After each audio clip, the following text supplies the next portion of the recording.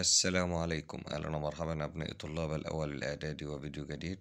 وصلنا لنهاية الترم، وزي ما وعدتكم معانا الامتحان المتوقع إن شاء الله هنحله بالتفصيل. تابعوني.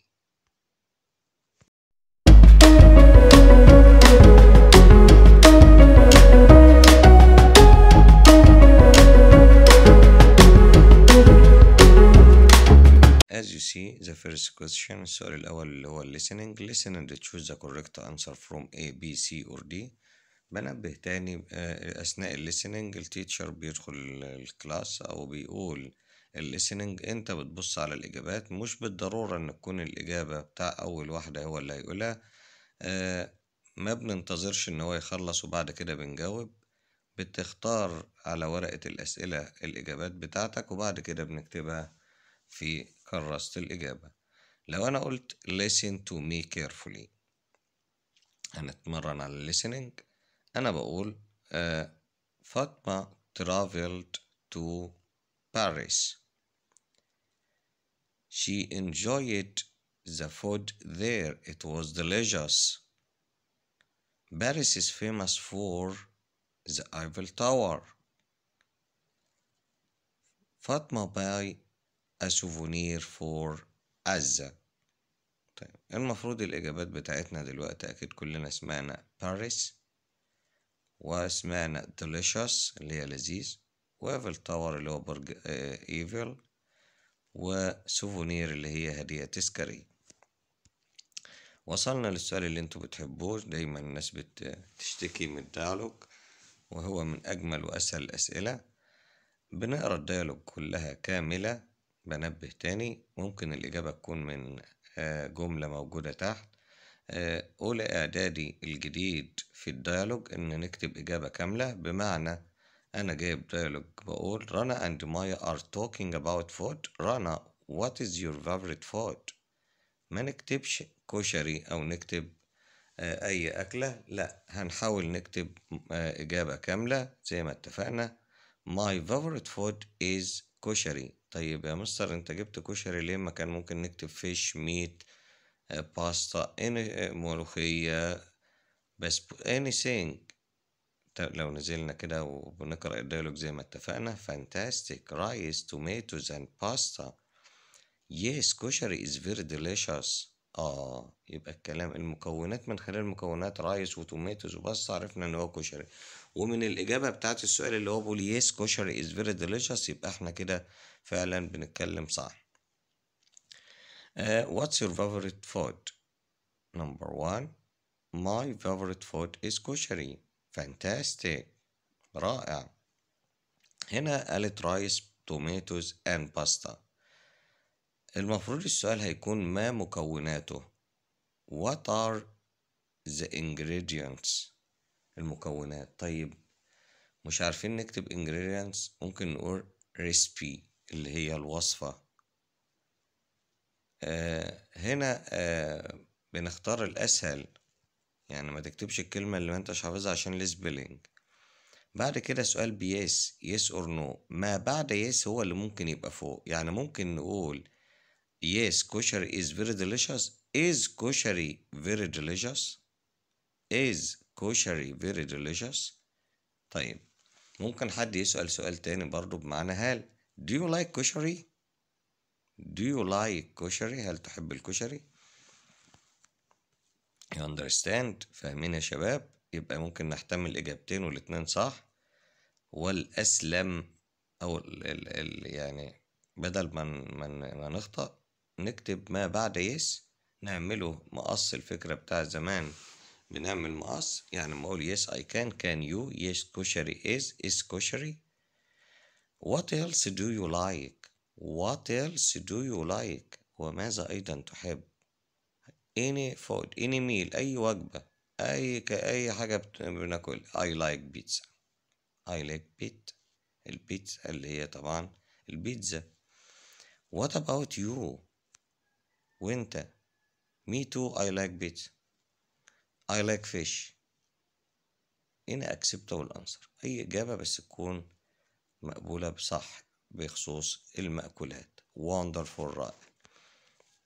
وصلنا للكومبريهنشن، وهنا الفنيات. طبعا هنفتكر مع بعض ان المين سنتنس او التوبيك سنتنس او التايتل كل ده موجود في اجابته في الجملة الاولى. يعني من غير ما نقرأ الباسج او comprehension هتلاقي نمبر 1 give a suitable title for the passage، ضع عنوان للباسج. المفروض بنعرف العنوان او المين سنتنس الجملة الرئيسية او التوبيك جملة الموضوع توبيك سنتنس كلهم من اول جملة. فهنا most people have 3 meals every day breakfast lunch and dinner. عرفنا من خلال أول جملة إن بنتكلم على food. لو كتبنا كلمة food صح، 3 meals صح، healthy food هنا الأقوى والأصح. الطالب اللي فاهم بيخمن بيعرف. يعني أنا لو بتكلم على computers and tablets وأجهزة ممكن نكتب technology، ممكن نقول inventions. يبقى هنا التايتل العنوان اللي ممكن أضعه للقطعة healthy food. Why do you think؟ هنا لما بجيب لي في جملة think تعتقد أو تفكر بتكتب هنا in your opinion رأيك، بس بتحاول تربطه بالباسج. Why do you think people should eat lots of fruits and vegetables؟ في رأيك هتقول زي contain vitamins، بياكلوا طبعا الفاكهة والخضروات، الفواكه والخضروات فيتامين. they make them strong، they are healthy، كل ده صح. what do doctors advise people not to do؟ نركز يا شباب، هنطلع نلاقي doctors advise people not to stay at home all the time، ألا يظل في المنزل طول الوقت أو طوال اليوم.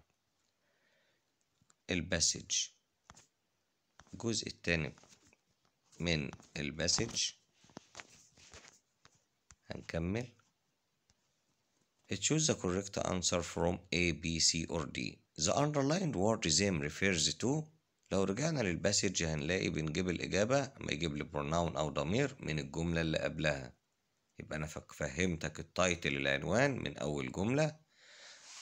فهمنا تاني مع بعض إن البروناون اللي هيجيلنا الإجابة من الجملة اللي قبلها، فهنعرف من الجملة اللي قبلها هنلاقي بيتكلم على، كان بيقول لي most people يبقى people اللي هم الناس. برضو بادئ بكلمة most people يبقى ليس كل الناس، يبقى هنا معنى كده ان هم few people care about food، few القليل. 6 the underlined word vital means very، بيجيب لنا كلمة بنحاول نعمل guessing تخمين عشان نعرف معناها. هنا كلمة vital كنا بنفتكر جملة دايما بنقول it plays an important and vital role in our life. vital بمعنى حيوي أو هام أو ضروري. vital means important يعني مهم. الجزء اللي هو التشويز الاختياري choose the correct answer A, B, C or D. number 1 your sister is your parents. كنا نفتكر بنقول مع بعض كده زي البازل your mother's mother grandmother أم الأم. your father's brother أخو الأب uncle. your sister is your parents أختك اللي هي your parents اللي هم الوالدين. daughter أكيد كلنا هنقول daughter اللي هي الابنة. 2 is a difficult sport أكيد gymnastics اللي هي ألعاب الجمباز. ونفتكر gymnastics mathematics physics كلهم singular مفرد، يعني لو جاب لنا is ولا are أكيد excellent هتقولوا is. كل ما ينتهي ب ICS يعتبر singular مفرد يجي بعده is. 3 باسل has got هنا keyword because he cannot walk لا يستطيع المشي. الكيورد لا يستطيع المشي يبقى أكيد will chair الكرسي المتحرك أو اللي بعجل. 4 computers and mobiles are examples of technology. 5 a baby bird is very البيبي بيرد الطائر الصغير يبقى أكيد weak اللي هي ضعيف. ليه؟ قال لي it can't fly for many days لا يستطيع الطيران لأيام عديدة. 6 is a big strong building from the past. كلمة past هي اللي خلتنا نوصل للإجابة بسرعة. مبنى قوي وكبير من الماضي أكيد castle اللي هي القلعة. 7. فوزي thinks that the recipe جات لك recipe of the rice pudding is easy. فوزي بيعتقد إن الوصفة اللي هي بتاع الرايس بودنج الرز بلبن سهلة. طيب لو حد ذكي يقول لي كان ممكن نستخدمها في كلمة ريسبي في الديالوج في المحادثة، يبقى الامتحان نخلي بالنا. وده بيبقى عامل زي السنايبر قناص كده في الورقة الامتحانية بيدور على حاجة بتساعده. ممكن بعض الكلمات بتساعد، ممكن نستخدم بعض الجمل زي ما هنشوف دلوقتي. الجملة بتاع تكنولوجي هنستخدمها في الباراجراف في موضوع التعبير.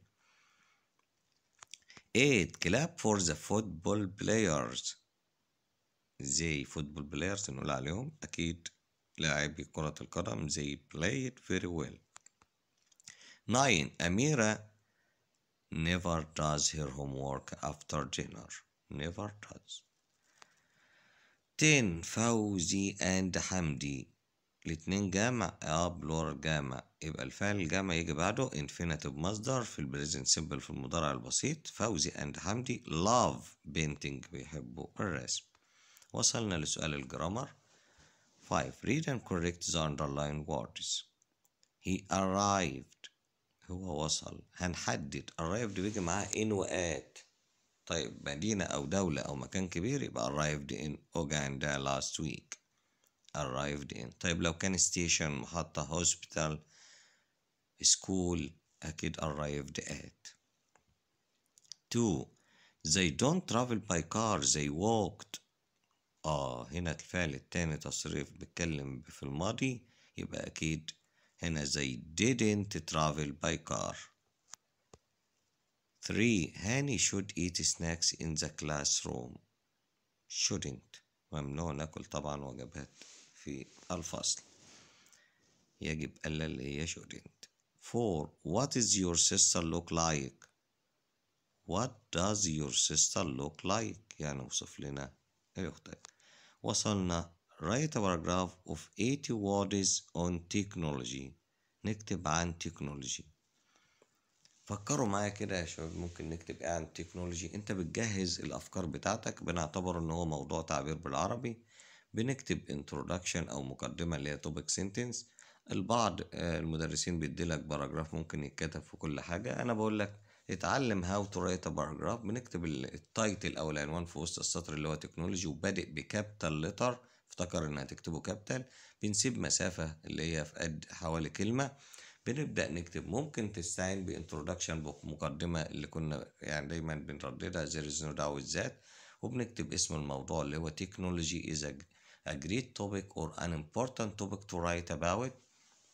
وبنبدأ نتكلم على technology ونقول there are many kind of technology such as مثل or like computer, tablet, laptop and mobile phones. وبنبدأ نتكلم إن إحنا we use them in many ways to look for information أو search information on the website, play games. أفكار كتير ممكن تستخدمها. من الجمل الجميلة اللي ممكن نكتبها في تكنولوجي هي يونت عندنا طبعا انتوا عارفين اليونت اللي هي بتاع تكنولوجي.